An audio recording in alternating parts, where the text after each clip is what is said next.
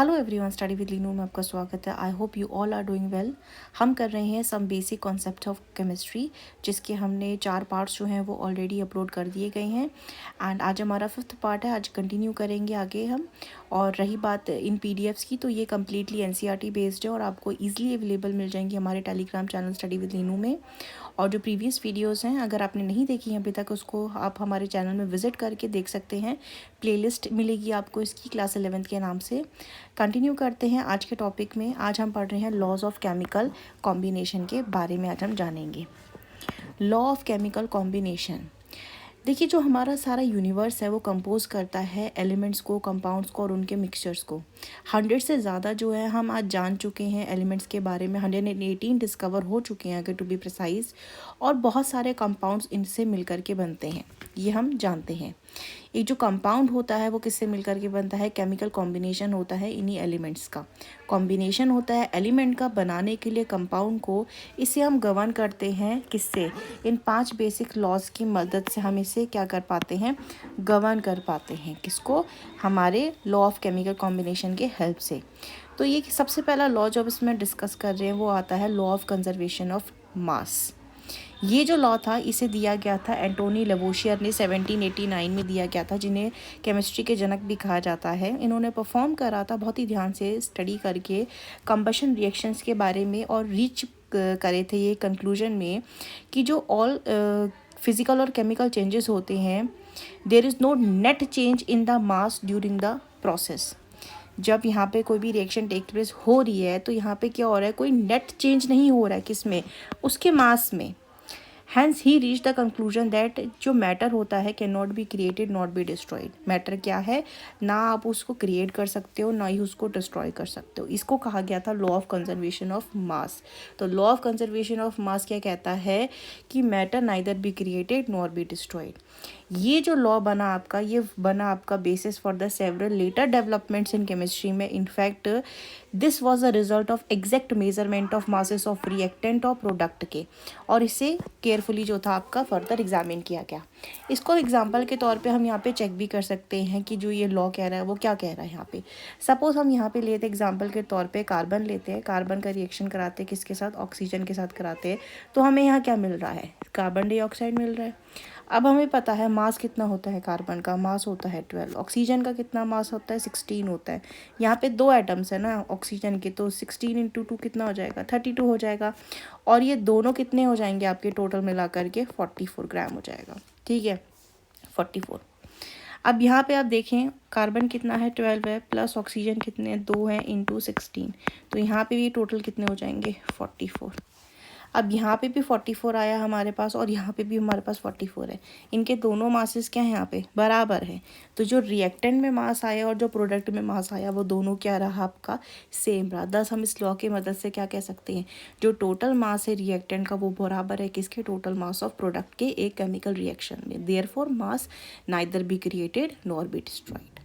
Further आगे बढ़ते हैं। अब हमारे पास नेक्स्ट लॉ आता है जिसको हम बोलते हैं law of definite proportion. Law of definite proportion जो था ये आपका दिया गया था एक फ्रेंच केमिस्ट जिनका नाम है आपका जोसेफ प्राउस्ट। इन्होंने दिया था। इन्होंने बताया है एक गिवन कंपाउंड ऑलवेज कंटेन करता है exactly the same proportion of elements by weight. ये लॉ क्या कहता है आपका? जो कंपाउंड है आपको दिया गया है ये हमेशा कंबाइन करेगा, ये हमेशा कंटेन करेगा exactly same proportion of elements by weight. जो प्रपोर्शंस रहेंगे उसके एलिमेंट के बाय वेट वो हमेशा क्या रहेंगे? सेम रहेंगे। यहाँ पे जो आपका एनसीईआरटी में एग्जांपल दे रखा है ये दिया हुआ है आपका। प्राउस्ट ने वर्क किया है यहाँ पे 2 सैंपल से क्यूप्रिक कार्बोनेट के। क्यूप्रिक कार्बोनेट का हमें यहाँ पे यूज़ किया गया था। One of which was natural origin. एक तो नेचुरल तरीके से जो हमें नेचर के ज़रिए मिला वो रखा, और दूसरा क्या था? सिंथेटिक था। इन्होंने यहाँ पे देखा कि जो कंपोजिशन रही है एलिमेंट्स जो इससे प्रेजेंट हुए हैं वो दोनों में क्या थे? सेम थे दोनों सैंपल्स में। नेचर का अगर सैंपल देखें, नेचुरल सैंपल देखें तो उसमें कॉपर का परसेंट आया 51.35, कार्बन आया 9.74 और ऑक्सीजन आया 38.91। वहीं अगर हम सिंथेटिक सैंपल देखें जो बनाया गया था आर्टिफिशियल तरीके से, उसमें आया 51.35 कॉपर, 9.74 आपका कार्बन और ऑक्सीजन आता है 38.91। तो यहाँ पे क्या कहना चाह रहा है कि अगर आप नेचुरल तरीके से देखो या सिंथेटिक तरीके से देखो, जिससे वो बने होते एलिमेंट से मिल करके उनका जो प्रपोर्शन होता है कंपाउंड में वो सेम होता है। इसको और एग्जांपल से भी हम समझ सकते हैं, जैसे कि हमने वाटर लिया, एक वाटर क्या है हमारे पास, सी वाटर है, दूसरा वाटर हमारे पास एक रेन वाटर है, ठीक है, तीसरा हमारे पास क्या आता है, चलो टैप वाटर ले लेते हैं, टैप वाटर लिया हमने। अब ये है क्या, वाटर है, वाटर क्या होता है आपका H2O, H2O, H2O, यही होता है ना। अब यहाँ पे रेशियो किसके बीच में है, हाइड्रोजन और oxygen, hydrogen oxygen, hydrogen oxygen. Hydrogen का मास कितना होता है आपका, H2 है ना, तो यहाँ पे 2 हो जाएगा, 2:16 हो जाएगा, यहाँ पे भी 2:16, 2:16, काट के ये कितना बचेगा हमारा 1:8, 1:8, और ये भी हमारे पास 1:8। इसका मतलब यहाँ पे क्या होता है, जो कंसिडर्ड एलिमेंट्स होते हैं जिससे एक कंपाउंड बना होता है, ये हमेशा कंबाइन कैसे करते हैं, एक फिक्स्ड प्रोपोर्शन में बाय मास के ये कंबाइन करते हैं, रिगार्डलेस चाहे कुछ भी हो ओरिजिन या मोड ऑफ प्रिपरेशन किसी भी कंपाउंड का, वो नेचुरल हो, वो आर्टिफिशियल तरीके से बनाया गया हो करके, जिससे वो बने होते हैं, जो उनका आपका बेस होता है, उनका जो प्रोपोर्शन होता है कंसिडर्ड एलिमेंट्स का, वो हमेशा क्या होता है, फिक्स्ड होता है बाय मास। ये कंक्लूड करता है that irrespective of the source यानी कि हमने या तो सी वाटर लिया, रेन वाटर लिया, टैप वाटर लिया, अलग अलग टाइप का, लेकिन है क्या, सारे वाटर ही तो है ना, वो H2 ही तो है। गिवन कंपाउंड ऑलवेज कंटेन करेगा सेम एलिमेंट्स को, यहाँ पे भी H2O है, यहाँ पे भी H2O है, यहाँ पे भी H2O है, सेम एलिमेंट से ये मिल करके कंपाउंड बना है, कंबाइन करते हैं together in the same proportion by mass की। The validity of this law has been confirmed by various experiments. It is sometimes also referred as law of definite composition. इसका नाम दूसरा क्या है, law of definite composition. Law of definite proportion के अलावा इसे लिख सकते हैं definite composition भी लिख सकते हैं आप इसे। आई होप ये क्लियर हुआ होगा आपको। नेक्स्ट आता है हमारे पास law of multiple proportions. Law of multiple proportions क्या कहता है आपका, ये जो लॉ था आपका, ये दिया गया था आपका जॉन डाल्टन के द्वारा इन 1803 में। जॉन डाल्टन ने दिया था इस लॉ को, लॉ ऑफ मल्टीपल प्रोपोर्शंस को। This according to this law, ये लॉ क्या कहता है, इफ़ दो element can combine to form more than one compound, दो एलिमेंट्स मिल करके एक से ज़्यादा कंपाउंड बनाते हैं, the masses of one element that combined with the fixed mass of the other element are in the ratio of small whole number। जो मास होता है एक एलिमेंट का जो कंबाइन करता है एक फिक्स्ड मास के साथ दूसरे एलिमेंट के, वो किस में होते हैं, एक स्मॉल होल नंबर के रेशियो में होते हैं। एग्जाम्पल के तौर पे इसको समझते हैं, यहाँ पे एग्जाम्पल दे रखा है हमारे पास, जैसे कि हाइड्रोजन और ऑक्सीजन। हाइड्रोजन क्या है आपका H2 हाइड्रोजन है, ऑक्सीजन O2 मिलकर के क्या बनाते हैं, H2O बनाते हैं, वाटर बनाते हैं। यहाँ पे हाइड्रोजन का मास कितना है आपका 2 ग्राम है, ऑक्सीजन 16 ग्राम है, वाटर 18 ग्राम है। अब वहीं हाइड्रोजन और ऑक्सीजन यानी कि सेम एलिमेंट मिलकर के कोई और कंपाउंड बना रहे हैं। हाइड्रोजन यहाँ कितना है 2 ग्राम है, ऑक्सीजन यहाँ कितना हो गया अब 32 ग्राम हो गया है, और हाइड्रोजन पर ऑक्साइड कितना हो गया यहाँ पे 32 ग्राम हो गया, सॉरी 34 ग्राम हो गया। यानी यहाँ से यहाँ में क्या हो गया, चेंज हो गया। ये आपका है H2O, ये है आपका H2O2। यहाँ पे फिक्स्ड मास किसका है आपका, हाइड्रोजन का फिक्स मास है, लेकिन यहाँ पे मास जो हो रहा है चेंज किस में हो रहा है, the masses of one element that combine, एक एलिमेंट का मास जो वेरी कर रहा है वो किसके साथ कंबाइन कर रहा है, वो कंबाइन कर रहा है एक फिक्स्ड मास के साथ दूसरे एलिमेंट के। यहाँ फिक्स मास किसका है, हाइड्रोजन का क्या है आपका फिक्स मास है। Are in the ratio of small whole number, ये किसके फॉर्म में मिलेंगे आपको, एक स्मॉल होल नंबर के फॉर्म में आपको यहाँ पे मिलेंगे। Here the masses of oxygen जो कि हैं आपके 16 ग्राम और 32 ग्राम, जो हमने देखा ना ऑक्सीजन का मास, ये कंबाइन करता है एक फिक्स्ड मास में, हाइड्रोजन का रहेगा जो ये बियर करता है एक सिंपल होल रेशियो को। सिंपल होल रेशियो कैसे हो गया, जो वेरी किसका कर रहा है यहाँ पे, ऑक्सीजन का कितना है, एक 16 है और दूसरा कितना 32 है, तो ये कितना हो गया 1:2।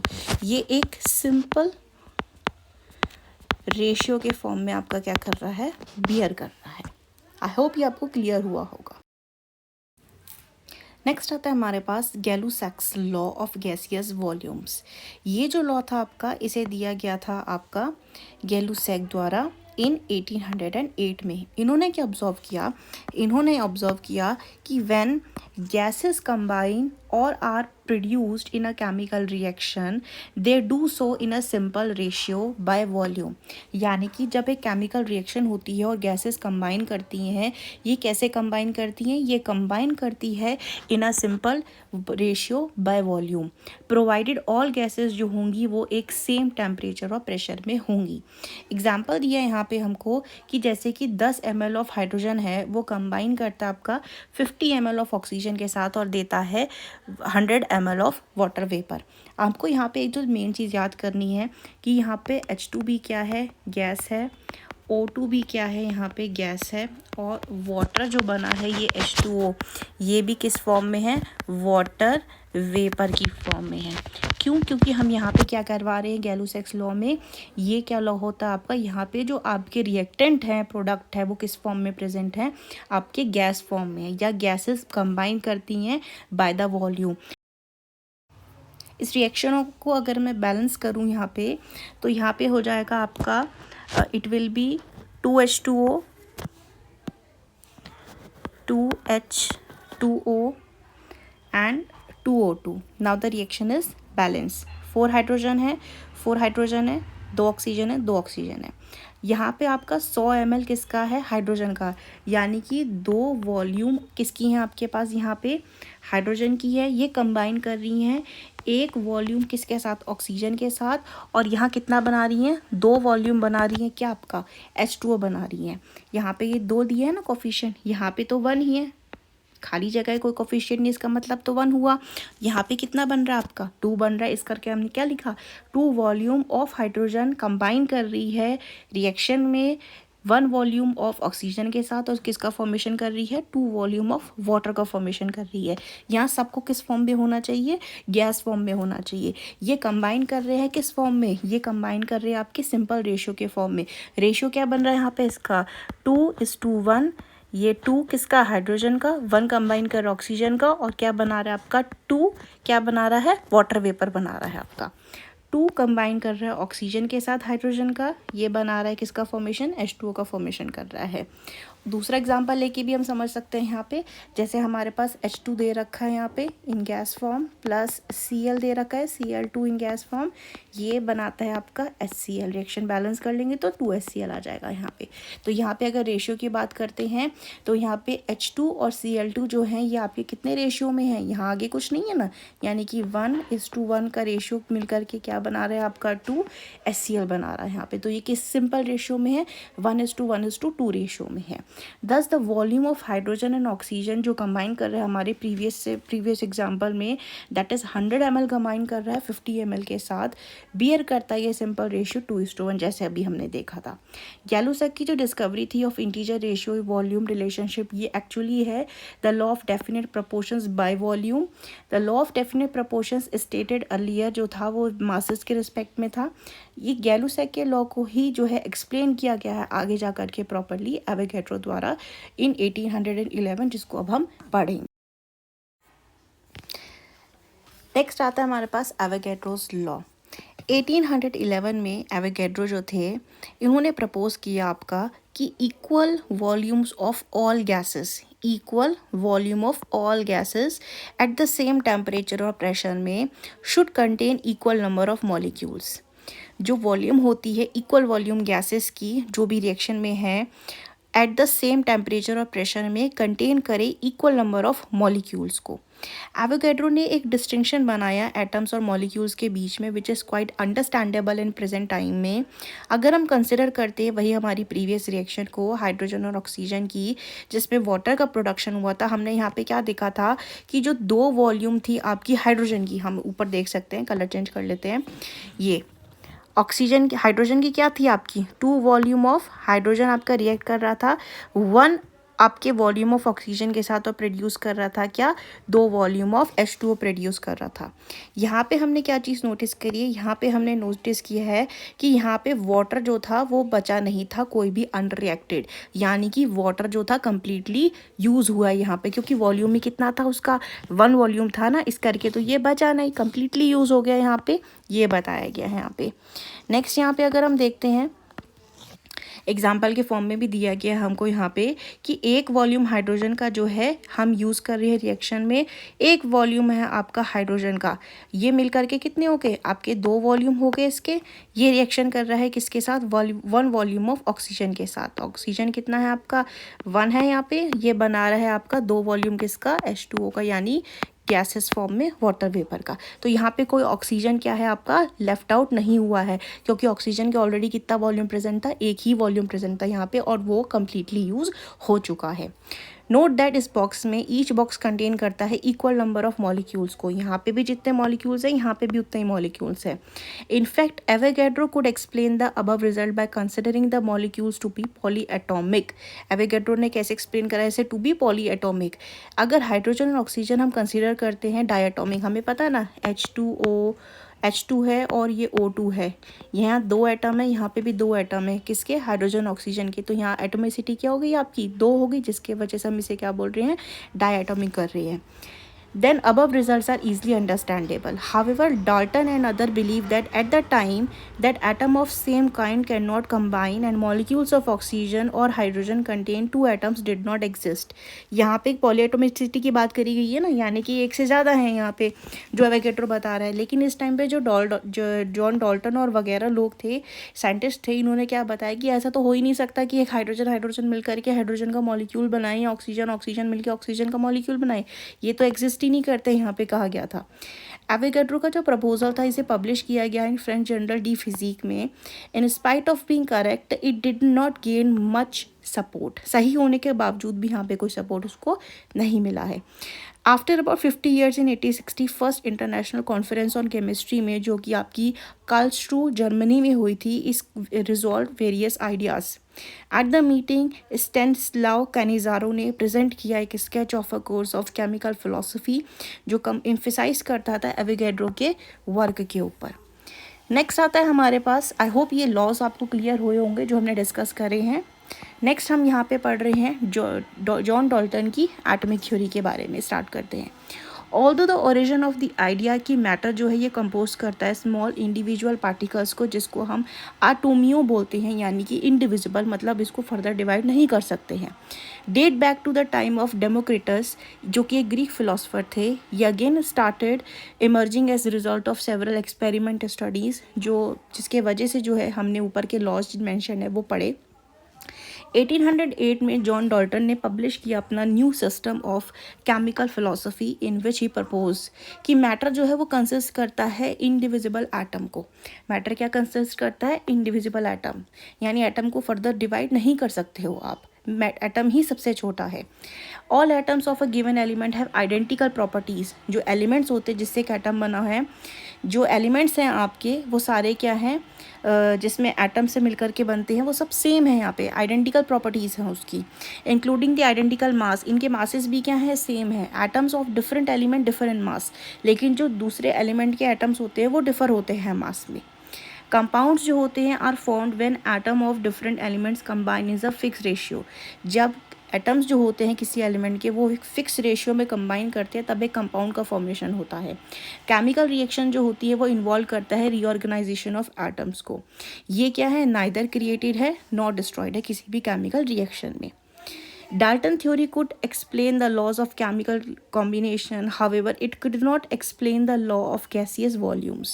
It could not provide the reason for the combining of atoms, कैसे combine कर रहे हैं, which was answered later by the scientist. I hope ये आज का जो हमारा डिस्कशन रहा है आपको इससे काफ़ी क्लैरिटी मिली होगी। कोई क्वेश्चंस आपको पूछना है तो कमेंट सेक्शन में आप पूछ सकते हैं। इसके आगे जो पोर्शन है वो हमारा नेक्स्ट वीडियो में आएगा। And if you like this video informative, like, share and subscribe, and you can get the PDF by joining our Telegram channel Study with Linu. Thank you for watching this video.